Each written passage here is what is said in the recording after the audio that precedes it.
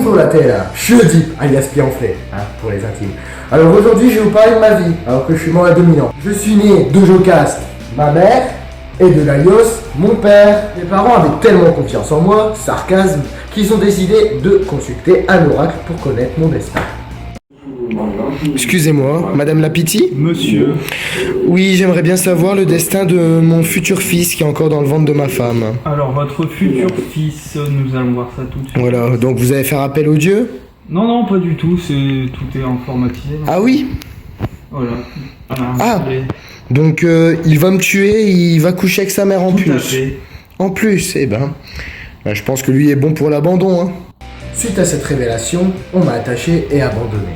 Et par chance, un berger qui me trouve par terre me donne au roi de Corinthe pour qu'il m'élève. Oh, qu'il est mignon, je vais l'élever comme mon fils. Ton destin sera grand. Les années passèrent et un jour, pendant une querelle, un Corinthien me traita d'enfant trouvé. Vous allez voir. Sale pied enflé, tu n'es qu'un enfant trouvé. Tais-toi, sale ingrat, je suis Oedipe, fils de Polybe, roi de Corinthe. Ayant des doutes sur les propos de ce Corinthien, je décida d'aller voir la Pythie de Delphes qui, malheureusement, confirma mes craintes. Après cette nouvelle, je fus dévasté.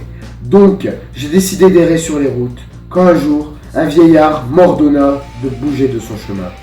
C'est pourquoi, moi, Oedipe, ayant le sang vif, j'ai décidé de le tuer. Oh, que fais-tu sur mon chemin, Que misérable? veux-tu, vieillard? Tu veux qu'on se batte?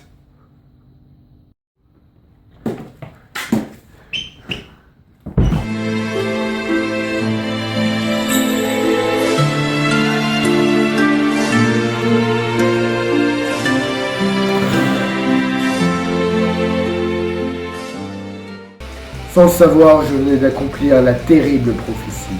Pendant mes pérégrinations, je suis arrivé sur Thèbes. Cette ville était sous la coupe d'un monstre légendaire, le Sphinx, un lion à tête de femme. Je décide de l'affronter en répondant à son énigme. Bonjour, étranger.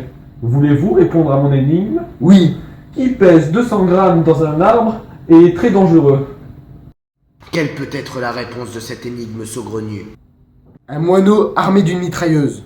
S'il a découvert mon énigme, je suis tellement vexé que je choisis la mort.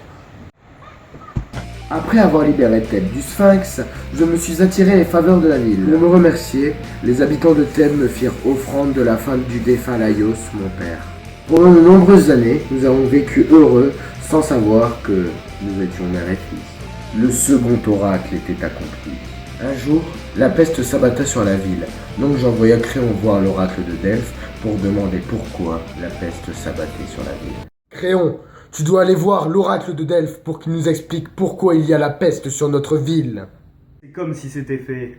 Oracle, éclairez-moi sur ce malheur qui s'abat sur Thèbes. Vous pouvez mettre fin à ce fléau en condamnant l'assassin de Laios. Lorsque j'ai appris la nouvelle, j'ai prononcé une malédiction contre le meurtrier de Laios. J'ai donc consulté Tirésias pour savoir qui était le coupable. Tirésias, dis-moi qui est l'auteur du crime de Laios. L'auteur de ce crime, c'est toi-même, Oedipe. Mais ce n'est pas possible. Tu n'es qu'un menteur, tu n'es qu'un charlatan. Tu mérites que je t'attaque. La vérité est toujours difficile à entendre, Oedipe. Fuis misérable, tu n'es qu'un affabulateur, un menteur. Depuis que j'ai appris que j'ai tué mon père, ma vie est devenue un enfer.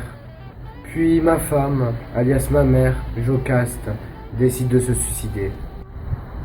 Malheureusement, je peux pas vous montrer cette image de ma mère pendue, elle est très hardcore. Depuis que j'ai appris que l'oracle de Delphes avait raison, j'ai décidé de me crever les yeux.